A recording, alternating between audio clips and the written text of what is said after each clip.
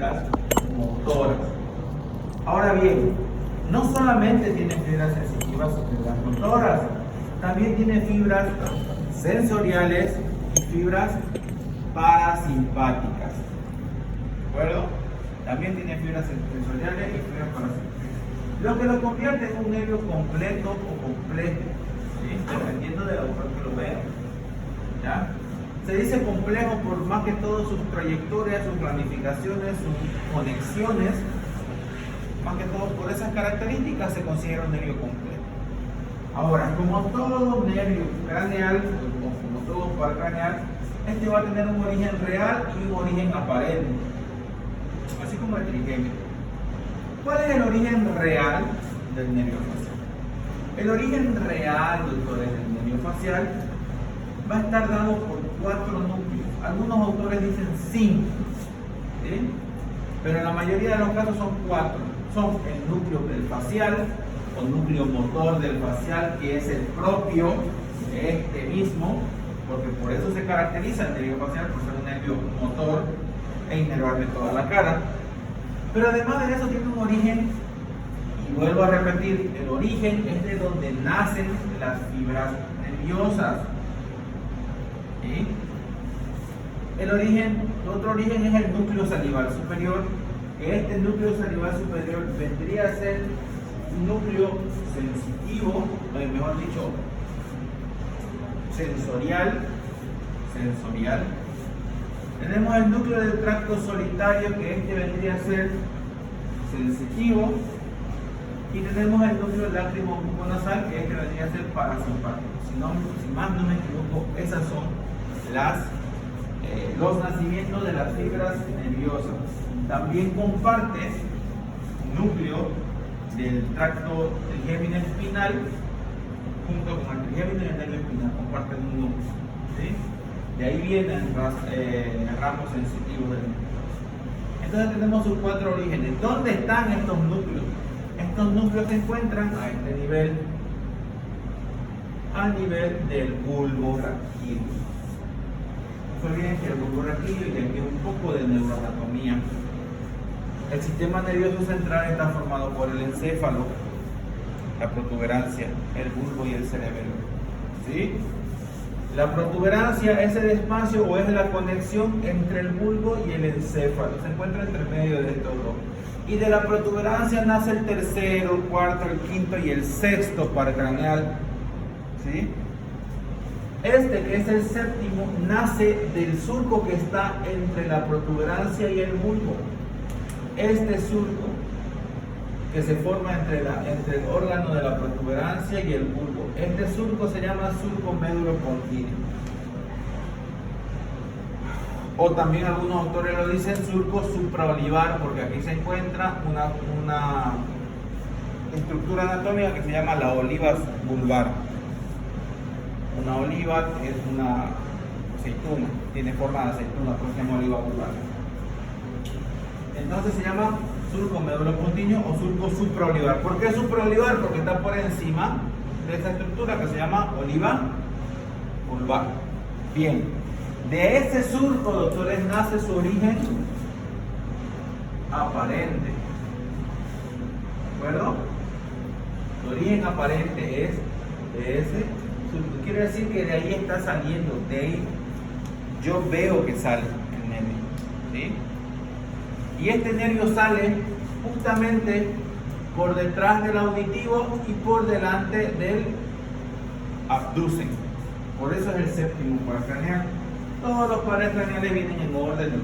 Viene el olfatorio, viene primero, por detrás de él está el óptico, por detrás del óptico está el motor ocular común, por detrás de este va a estar el patético, luego el trigémino, luego el abducen, que está por detrás de la protuberancia, porque el trigémino nace por un lado de la protuberancia, luego el facial, luego va a estar el auditivo, más hacia abajo en el bulbo va a estar el vago, el glosofaringeo, vago y espinal, que es el 9, 10 y 11, y mucho más hacia abajo va a estar el 12º par craneal. Así se conforma el orden de los pares craneales. Por eso vienen con esos números. Si no, el facial podría ser el tercero prácticamente, si estuviera más adelante. Dicho eso, De este surco medulopontíneo nacen dos fibras nerviosas, una muy delgada y pequeña que a veces está ahí o a veces no está. Normalmente siempre está la más pequeña o delgada y una gruesa. Esta última es la fibra motora del facial. Y esta delgada se llama nervio intermediario de Reisbig.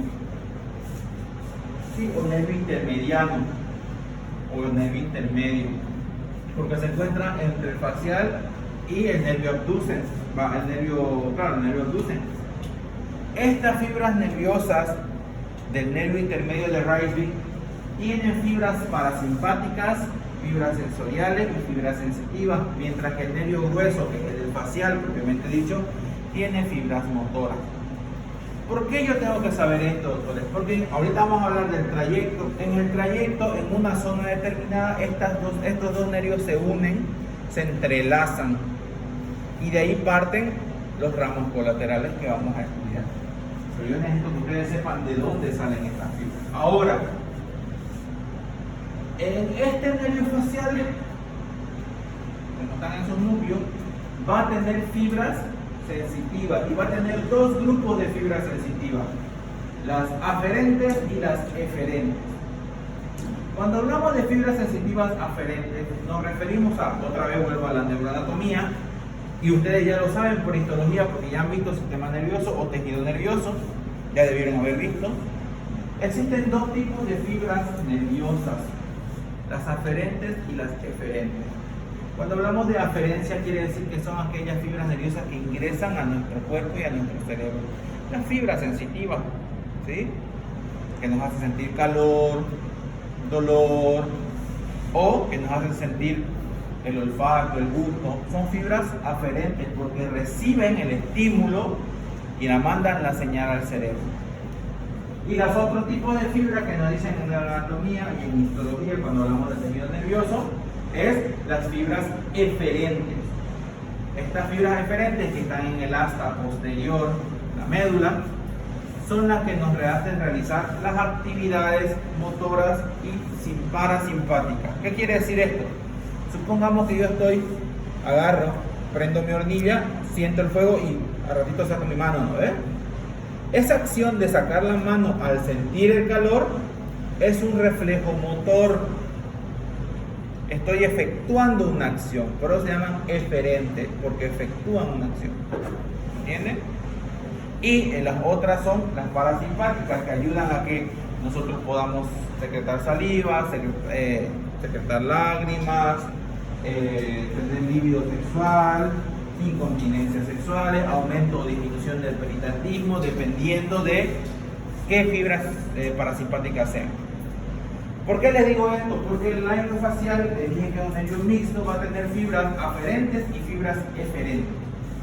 O sea que va a tener fibras que reciben señales y va a tener fibras que mandan señales. ¿Cuáles son estas fibras aferentes? Pero tenemos las aferentes somáticas generales, aferentes viscerales especiales. Las aferentes somáticas generales, doctores, son las que van a recibir estímulo sensorial. ¿Entienden? Estímulo sensorial. Son las que yo, por ejemplo, uno de esos nerviecillos de ahí, que ahorita vamos a estudiar, voy a poder sentir salado, agrio, amargo en mi lengua, por ejemplo. Estas son fibras sensoriales, porque sentimos con eso. Y las otras son las fibras aferentes viscerales especiales, que son las que nos van a hacer sentir la sensación de dolor o calor en alguno de sus nervios del facial, en alguna zona determinada, como por ejemplo el pabellón del conducto auditivo externo, cuya fibra nerviosa me va a dar sensibilidad a esa zona y aparte del tímpano. Eso es sensitivo, voy a sentir calor, frío, dolor en esa zona. Y luego tenemos las fibras eferentes, que son eferentes viscerales especiales, que estas eferentes viscerales especiales son las fibras nerviosas motoras del facial, que van a hacer que yo pueda realizar movimientos con los músculos de mi cara. Y por último tenemos las fibras eferentes viscerales generales, que son las que me van a dar a mí las fibras parasimpáticas en mi cuerpo. Por ejemplo, hay un nerviecillo que ahorita lo vamos a estudiar, que se va a unir con el nervio maxilar, va a llevar sus fibras parasimpáticas al ganglio lacrimal y va a evitar que nosotros lloremos cuando, mejor dicho, va a hacer que nosotros podamos llorar cuando estemos tristes, porque se inhibe, y cuando estemos eufóricos y alerta, va a hacer que no lloremos, cuando estamos nerviosos. Estos son simpáticos y parasimpáticos, son divisiones. El sistema nervioso central tiene un sistema nervioso autónomo que se divide en simpáticos y parasimpáticos, y dependiendo de las fibras, si son simpáticas o parasimpáticas, van a efectuar una acción en nuestro cuerpo. Ya se lo expliqué en la anterior clase. Por ejemplo, el sistema nervioso simpático hace que el corazón se acelere, hace que los bronquios se dilaten, ¿entiendes? Hace que no tengamos ganas de ir al baño, ¿sí? Y el sistema nervioso parasimpático hace que el corazón disminuya su latido, hace que los bronquios se contraigan y hace que tengamos ganas de ir a desechar, ¿no? Porque aumenta el pericardio. En el ojo pasa lo mismo con las fibras eferentes viscerales generales, que son fibras parasimpáticas. Dicho eso, comencemos con el trayecto del nervio, antes de ver la rama.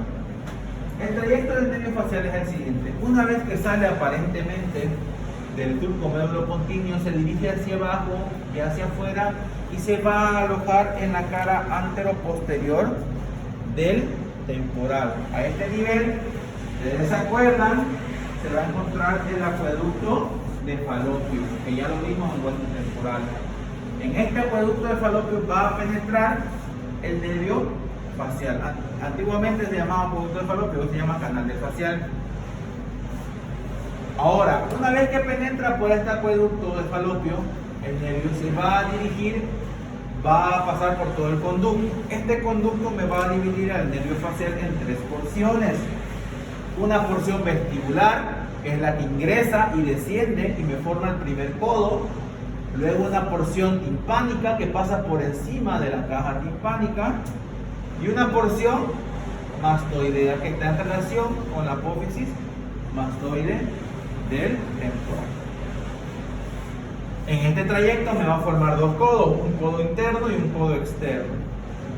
El importante aquí es el codo interno. ¿Por qué el codo interno es importante? Porque los dos fibras nerviosas llegan al codo interno y ahí se entremezclan y se engrosan y me forman algo que se llama ganglio. ¿Se acuerdan que cuando vimos trigémino hemos visto que el ortostático tiene un ganglio, el mandibular tiene otro ganglio y el maxilar tiene otro ganglio? Pues el facial también tiene un ganglio que se llama ganglio geniculado y se encuentra dentro del acueducto de Falopio, en el primer codo del conducto del canal. Ahí se encuentra el engrosamiento. De ahí van a salir las fibras nerviosas, algunas, no todas.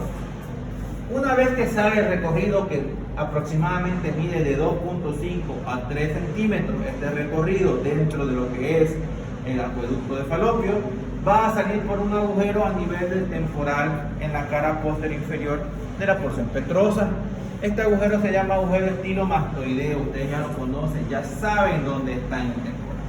Para entender esta anatomía, doctores, o este trayecto, o lo que es nervioso y vascular, ustedes ya tienen que dominar la anatomía ósea. Una vez que sale del agujero estilo mastoideo, se va a dirigir hacia abajo y hacia adelante. ¿Sí? Supongamos que este es el conducto auditivo interno, externo, este es el oído, aquí está la porción mastoidea y el nervio está saliendo. Se va a dirigir hacia abajo y hacia adelante, y para los anatomistas perfora, después de que sale a 2 centímetros más o menos, va a perforar la glándula parótida. Y en plena perforación de esta glándula va a dar sus dos ramos terminales, que son las temporofaciales y las cervicofaciales. Y ahí terminaría el nervio. Ahora, los anatomistas dicen que perforamos la glándula parótida, pero sin embargo, como ustedes ya saben en embriología, y ya saben la formación de la semana tercera, cuarta semana, pues se empieza a formar la cresta neural. Si han escuchado de ese término en la biología, o el tubo neural, que es la formación en las hojas germinales del sistema nervioso, porque el sistema nervioso es el primero en formarse cuando somos embriones, por si no sabían. Entonces sabemos que los nervios se forman antes que las glándulas. Entonces, en realidad la parótida envuelve al nervio facial cuando ésta se forma, y no es que el facial la penetre. Lo mismo que los huesos. Por ejemplo, el hueso maxilar pasa por el agujero redondo mayor, pero no lo perfora, sino que el hueso efenoide se forma después y hace que esas partes donde ya están los nervios se queden encerradas en esas estructuras. Y eso es en biología. Yo creo que ya lo deben haber estado viendo, ya lo deben haber visto. Semana 3, semana 4, el quinto mes, etc. Bien, entonces cuando llegan a sus ramas terminales, que son las temporofaciales y las cervicofaciales, estas me van a inervar la cara. Las temporofaciales, doctores, me van a inervar los músculos auricular anterior, frontal, superciliar, depresor, piramidal, transverso, dilatador de la nariz, mirtiforme, elevador común, elevador propio, cigomático menor y cigomático mayor, y el canino. Todo eso me va a inervar el nervio temporofacial, rama terminal del facial. Mientras que el cervicofacial me va a inervar bucinador, rizorio de Santorini, orbicular de los labios, triangular de la barba, cuadrado del mentón, borla del mentón y platisma del cuello. Aunque el platisma está en controversia, está inervado realmente por el cervicofacial o por los ganglios del plexo cervical. Pero para este estudio vamos a decir que sí. Y ahí termina el nervio facial en su trayecto. Escuchen bien las palabras que digo, porque yo no estoy hablando de ramas colaterales. Si yo les pregunto en el facial, díganme el trayecto del nervio facial en el examen, ustedes me tienen que decir lo que les acabo de decir, porque ese es el trayecto, ese es su recorrido. No les estoy diciendo si está pasando por algún lado o no. Si yo les pregunto, díganme las ramas colaterales, entonces ya es otro el cantar. ¿Por qué? Porque las ramas colaterales se dividen en dos grupos. El grupo intrapetroso, ¿qué quiere decir intrapetroso? Que se va a encontrar por dentro del peñasco del temporal. Y el grupo extrapetroso, ¿qué quiere decir extrapetroso? Que se va a encontrar por fuera del peñasco del temporal. Entonces esos son los dos grupos de ramas colaterales que tenemos. Ahora bien, vamos a comenzar con el intrapetroso, porque es el más complicado de entender. No es el más difícil, en realidad es fácil el nervio facial. Lo que confunde son la información que nosotros pillamos al respecto del nervio, porque van a diferir diferentes autores. Por eso yo les recomiendo que lean el de Testit, ¿sí? Por eso a todos les digo siempre, ¿qué libro vamos a leer? Lean de Testit. ¿Por qué? Porque los diversos autores difieren en muchas cosas, cambian el nombre en otras y confunden al alumno. ¿Por qué? Porque si la doctora, por ejemplo, leyó la Target y la doctora leyó Testit, ella le va a decir nervio petroso superficial mayor y ella le va a decir no, es nervio petroso mayor, va a decir. ¿Por qué? Porque así está descrito en diferentes. O por ejemplo, la doctora si leyó Testit va a decir y el nervio petroso superficial menor, y la doctora leyó la Target y va a decir no existe ese nervio, porque la Target no lo toma en cuenta. Por eso es preferible para hablar un solo idioma leer un solo libro. Bien, dicho eso, entonces veamos las ramas intrapetrosas. Yo se las voy a enseñar de las dos formas, tanto la nomenclatura actual como la nomenclatura antigua sobre este nervio facial y sus ramos intrapetrosos, porque tienen que conocerlo los dos. ¿Entienden? Más si van y lo leen, por ejemplo, si van y leen Testit, ya van a saber, porque se lo estoy explicando. Y si van y leen Rouvier o la Target, ya van a saber, porque también se lo voy a explicar. Dicho eso, en los ramos intrapetrosos tenemos, según Testit, 5 ramos intrapetrosos, y según la Target o Rouvier tenemos solo 4. ¿Cuáles son? Según Testit tenemos el nervio petroso, que se llama nervio petroso superficial mayor, así se llama para Testit. nervio petroso superficial menor, nervio cuerda del tímpano, nervio del estapedio y ramo anastomótico, porque se llama así, Testi le dice anastomótico con el vago, pero en realidad lo correcto es ramo comunicante, porque la anastomosis solo ocurre en los vasos sanguíneos, en los nervios ocurre sinapsis y conexiones, por eso es ramo comunicante, ¿de acuerdo? Esto es para hacer un testit. ¿Por qué? Porque Rudiel o Latacher u otro nuevo que ustedes lean dice que el nervio petroso superficial mayor no se llama así, se llama nervio petroso mayor. Y para estos nuevos autores no existe el nervio petroso superficial menor, no existe. ¿Entienden? Entonces solo quedaría nervio petroso mayor, nervio cuerda del tímpano, nervio del estapedio y ramo comunicante. Así quedaría para la nueva nomenclatura. En la antigua lo único que cambia es el nombre del primer nervio con nervio petroso superficial mayor y se aumenta el nervio petroso superficial menor. Y enseguida le voy a decir por qué. Primero vayamos con el recorrido del nervio petroso mayor, como lo dice la nomenclatura nueva. En la nomenclatura nueva nos dice que el nervio, una vez que lleguen las dos ramos y formen el ganglio geniculado, este va a desprender una rama que se llama la rama petrosa mayor o el nervio petroso mayor. Este va a salir, para la redundancia, supongamos que este es el nervio facial que está entrando, aquí está el ganglio formado y de aquí va a desprender el nervio petroso mayor. Este va a salir del temporal y una vez que sale del temporal se une a una pequeña rama del plexo, este es el plexo simpático carotidio interno, que es un pequeño ramillete simpático de nervios autónomos en el cerebro, y no solo en el cerebro, en varias partes del cuerpo. Y este plexo simpático carotidio interno me va a dar una rama que se llama nervio petroso profundo. ¿Sí? Este nervio petroso profundo y el nervio petroso mayor se unen y me forman el nervio pterigopalatino. Nervio pterigopalatino. Este nervio pterigopalatino o pterigoideo va a pasar por el agujero lado anterior, lo perfora, se dirige hacia abajo y va a perforarme también el conducto pterigoideo o conducto vidiano, antiguamente llamado así. De ahí va a entrar a este conducto vidiano, entonces va a entrar al conducto vidiano y se va a unir al ganglio de Meckel o ganglio pterigomaxilar, que es el ganglio del nervio maxilar, rama del trigémino, ¿sí o no? Ya lo vimos en la anterior clase. Una vez que ese nervio pterigopalatino se une al ganglio de Meckel, va a dar sus ramos para que suba hacia la glándula lagrimal mediante la rama cigomática frontal del maxilar. De ahí va a dar sus fibras hacia la glándula lagrimal. ¿Para qué? Para que ésta inhiba la secreción de lágrimas. Porque son ramas parasimpáticas. ¿Sí? Ramas parasimpáticas, mejor dicho, para que estimule la secreción de lágrimas. Son ramos parasimpáticos. Entonces, si son ramos parasimpáticos, los tipos de fibra del nervio petroso mayor van a ser eferentes, viscerales, generales. Porque son ramos parasimpáticos.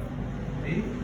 Como yo sé que son ramos parasimpáticos, porque les estoy diciendo que en el ganglio geniculado se entremezclan esos dos nervios y de ahí salen fibras parasimpáticas, y no solamente parasimpáticas, también tiene fibras simpáticas este nervio en la glándula. ¿Por qué? Porque se está uniendo al plexo simpático.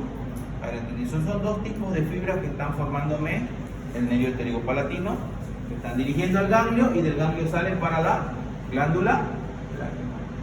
Eso es en la nomenclatura moderna, porque en la nomenclatura antigua la cosa cambia. Aquellos que van a ir a leer este tip van a ver si van a encontrarlo de esta forma. En la nomenclatura antigua tenemos al nervio petroso superficial mayor y al nervio petroso superficial menor. Ambos nervios nacen del ganglio geniculado. Primero hablemos del nervio petroso superficial menor. Este nace del ganglio geniculado, se dirige hacia afuera y en el trayecto antes de salir por el canalículo del petroso mayor se va a unir a una rama colateral llamada nervio petroso profundo mayor. ¿Sí? Este nervio petroso profundo mayor, a diferencia del otro que hemos visto hace un momento, este no es rama del plexo simpático carotídeo, es rama del nervio timpánico de Jacobson, que este a su vez es rama colateral del nervio glosofaríngeo. Cuando hablemos del glosofaríngeo vamos a hablar del nervio timpánico de Jacobson, pero aquí les estoy mostrando que este nervio timpánico de Jacobson, que no se nombra en la nomenclatura nueva porque según no existe, según existe, pero el que no existe son los nervios petroso menor. Este nervio timpánico de Jacobson me da dos ramas. Me da la rama petrosa profunda mayor y petrosa profunda menor. Ambas ramas se van a juntar con sus homónimos del facial. El petroso superficial, el petroso profundo mayor con el petroso superficial mayor. Este va a salir del temporal y va a recibir una rama del plexo simpático carotídeo interno. No tiene nombre para sentir esa rama del plexo simpático, simplemente es una rama de este plexo. Y cuando se unen estos tres, me van a formar el famoso nervio vidiano, que tal vez lo han escuchado, lo han leído cuando han leído temporal intestino. O cuando han leído esfenoide también. ¿Por qué? Porque este nervio vidiano va a perforar el agujero rasgado anterior. De ahí va a bajar y va a perforarme el conducto vidiano, que actualmente se conoce como el conducto pterigo-palatino. Perfora y se dirige hacia la fosa pterigomaxilar, donde se encuentra el ganglio de Meckel. Una vez llegado ahí, ocurre lo mismo que le dije anteriormente. Sus fibras se dirigen al nervio cigomático facial y esta a la glándula lacrimal para dar sus ramos simpáticos y parasimpáticos. Luego tenemos, ya hemos visto, ahora tenemos el petroso superficial menor. Este también sale del ganglio geniculado, ¿sí? Se dirige hacia abajo y hacia afuera y en el trayecto se une a este otro nervio que se llama nervio petroso profundo menor, que también es rama del nervio timpánico de Jacobson, que también es rama del nervio glosofaríngeo. ¿Sí? Salen, una vez que se unen estos dos, salen por un agujero que se encuentra también en el temporal, en la cara posterior inferior, en el borde inferior, borde posterior, que se llama el canalicus innominatus o el canal innominado de Arnold. Sí, dice Testin. Testin no lo menciona en realidad.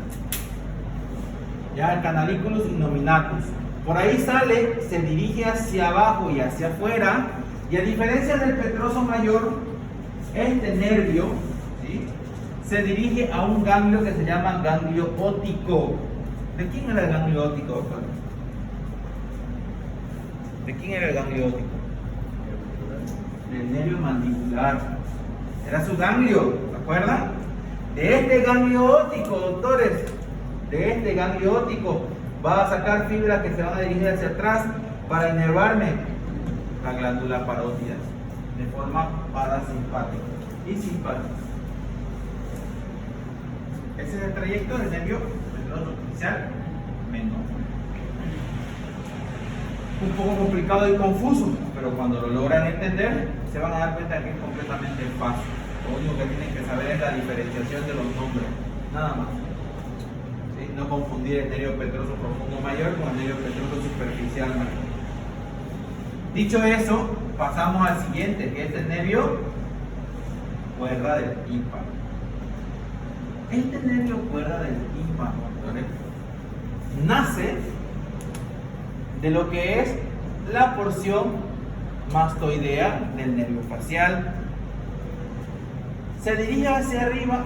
Esta porción en realidad yo se la dibujo a un lado para que ustedes lo vean, pero en realidad esta caja timpánica está sobre esta porción. Esta porción está por detrás de la caja timpánica, ¿me entienden? ¿Ya? Sino que yo se la dibujo así para que ustedes lo entiendan, si no se van a confundir.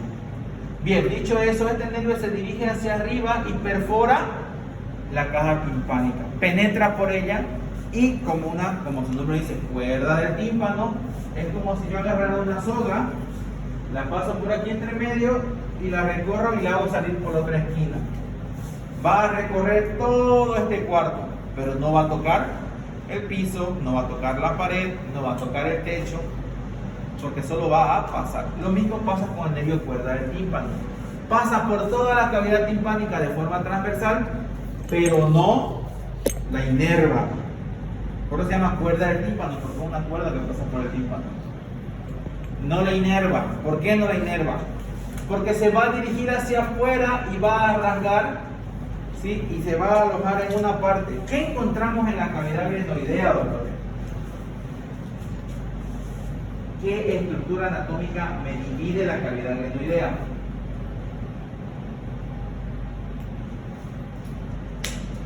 ¿Quién se acuerda?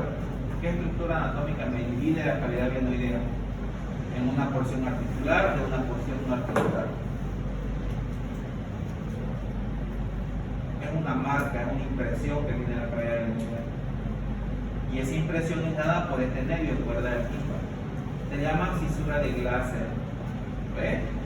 O fisura petrotimpánica, que me va a definir el borde interior, el borde inferior, que venía desde el borde inferior, desde la apófisis vaginal, del estiloide y del día hacia atrás, y terminaba en esta fisura. Esta fisura es la fisura petrotimpánica porque por ahí baja y da su impresión el nervio cuerda del tímpano. Para dirigirse hacia abajo, hacia la fosa cigomática, en donde va a recibir, o se va a unir, mejor dicho, a este nervio que sale del ganglio óptico. ¿Se acuerdan del trigémino? ¿Quiénes salen del ganglio óptico? Sale el nervio mandibular con su rama lingual, su tronco temporal y su rama alveolar.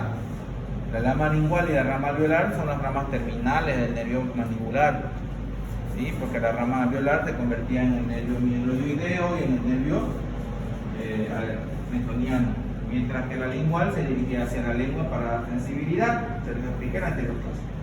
Ahora bien, el nervio lingual se va a unir, o mejor dicho, el nervio cuerda del tímpano se une al nervio lingual, que sale del ganglio óptico. Este nervio lingual da sensibilidad a la lengua. Puedo sentir dolor, calor cuando me quemo, cuando agarro la sopa y me quemo. Ese es mi nervio trigémino, por mi rama lingual. Sin embargo, cuando yo siento que la sopa está súper salada, es gracias al nervio cuerda del tímpano. Porque el nervio cuerda del tímpano tiene fibras aferentes somáticas generales, fibras sensoriales. Van a hacerte sentir el gusto de la boca. ¿Entienden? El nervio facial me da esta rama, cuerda del tímpano, que no termina ni inerva el tímpano, sino la lengua, conjunto con el lingual.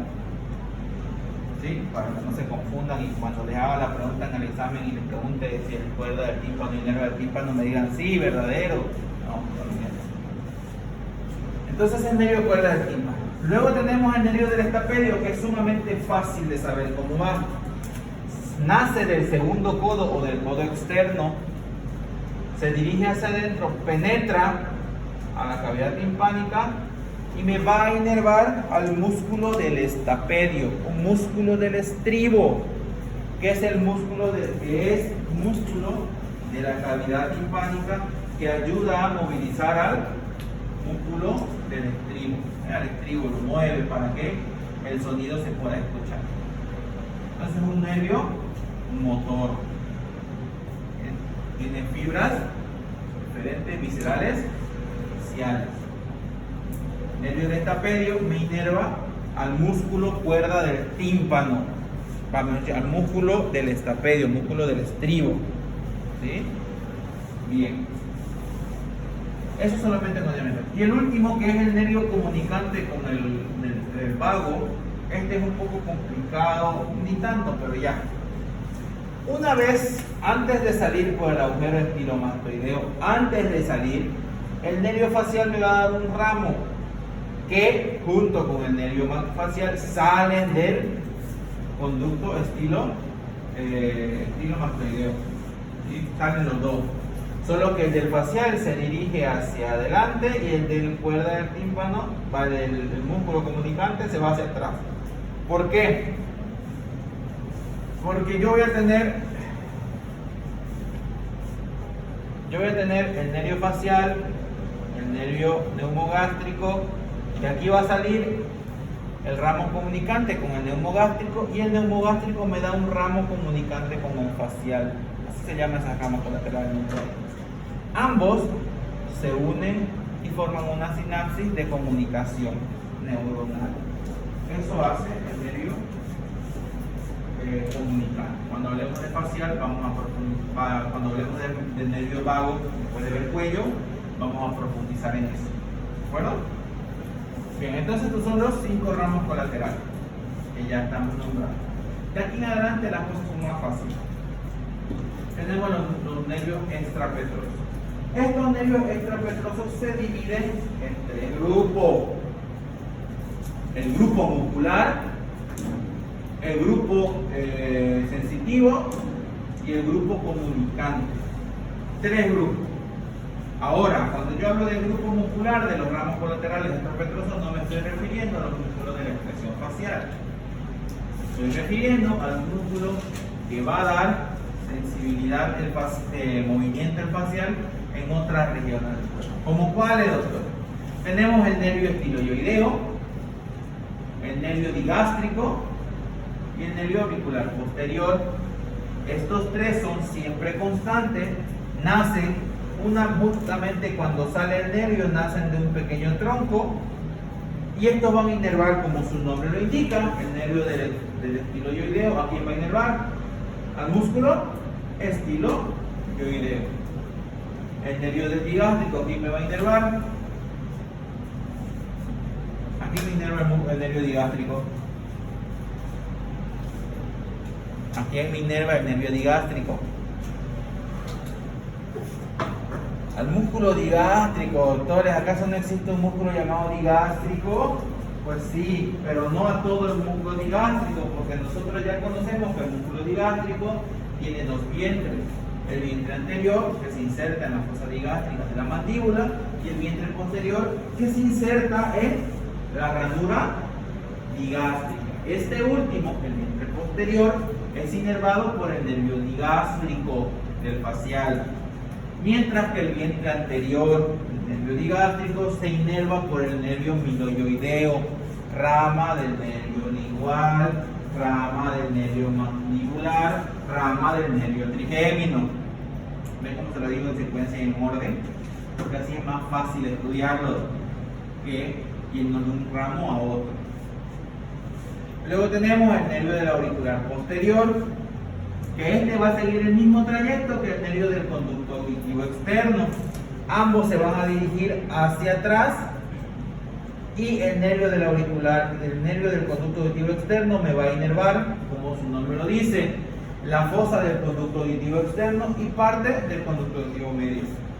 Mientras que el nervio auricular posterior, ¿qué me va a inervar de forma motora? Al músculo auricular posterior y al músculo auricular superior. Y por último tenemos el ramo lingual. Este nervio lingual o este ramo lingual es inconstante. Quiere decir que a veces este nervio está y a veces no está.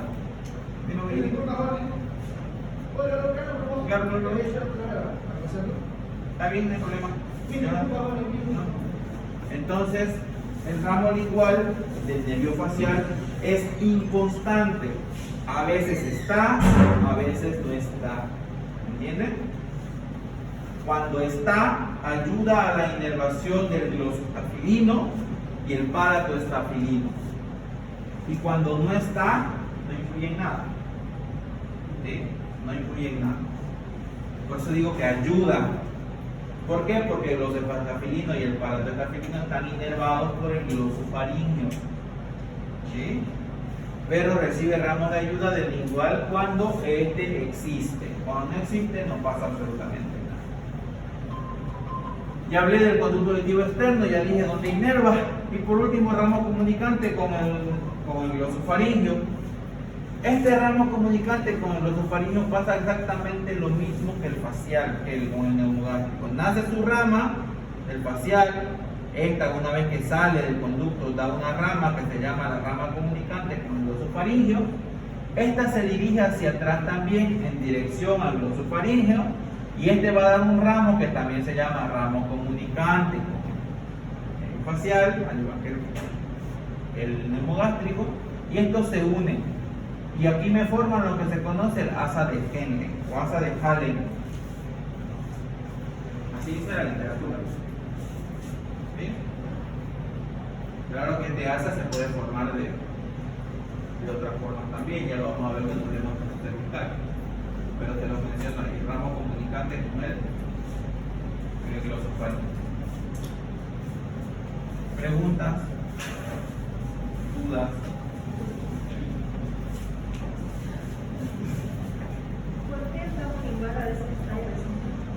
Eso va a depender de la genética de la persona. Así como, por ejemplo, algunos pueden mover y otros no la oreja, hay nervios que pueden estar, que son constantes, como por ejemplo el facial es un nervio constante y siempre tiene que estar. Su ausencia me va a producir algún daño a nivel facial. Sin embargo, el nervio lingual puede ser constante, o sea, puede ser que esté, ¿ya? Y cuando está, da ramos nerviosos motores para los palatos estafilinos y glosopafilinos, y cuando no está, no influye porque el glosofaringeo atribuye esa función. Y si puede estar, si es que tenemos los genes dominantes o los genes recesivos que me digan que este nervio esté. Por ejemplo, un ejemplo para que entiendan, supongamos que mi papá es ojos verdes y mi mamá es ojos cafeces, ¿ya? Yo tengo más probabilidad de salir ojos cafeces porque ese es el gen dominante. ¿Cómo yo tendría más posibilidad de salir ojos verdes? No. Si el papá de mi papá y la mamá de mi papá tienen ojos verdes y si el papá o la mamá de mi mamá tienen ojos verdes, ahí aumentan mis posibilidades de que yo sea ojos verdes. ¿Sí? Porque tengo un 50% porque mi padre lo es, pero aumenta las posibilidades si mis abuelos también lo son, porque los genes están pasando. Pero si mi padre es ojos verdes y sus padres no, y mi madre es ojos café y sus padres son ojos café igual, yo tengo más posibilidades de salir ojos café. Lo mismo pasa con el gen de los nervios, y no solo de los nervios, también de los ganglios, de las glándulas y de las arterias, porque hay arterias que son inconstantes, hay arterias que están fusionadas. Por ejemplo, los ramos musculares y el ramo del conducto auditivo externo pueden nacer de un solo tronco o pueden nacer separados. Esto va a depender netamente de la genética de la persona, porque se han estudiado de que hay cadáveres que muestran que estos nervios nacen de un solo tronco, un tronco nervioso que me va a dar el ramo auditivo, el ramo auricular posterior, el ramo digástrico, el ramo interoideo, o que me lo puede dar de forma separada. Eso va a depender mucho de la genética. Por eso se estudia en anatomía. Hay, por ejemplo, en anatomía dice que, según dice la anatomía de textil, que el agujero rasgado anterior no es perforado por ninguna estructura. Sin embargo, se han visto en piezas anatómicas que este sí es perforado por el nervio vidiano. ¿Entienden? Entonces es así. En algunos sí, en algunos no. Es la biología, la genética, como nos hicieron los marcianos. Bien, doctores, si no hay más preguntas, pueden pasar a anotar su nombre, su firma y su registro en el cuadernito de allá.